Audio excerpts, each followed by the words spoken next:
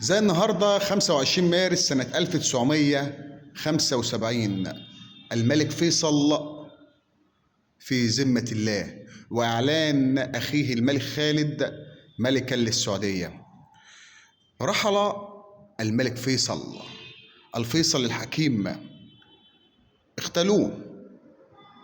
كان ملك حكيم ومحب للعرب، وكان يهتم بكافة القضايا العربية.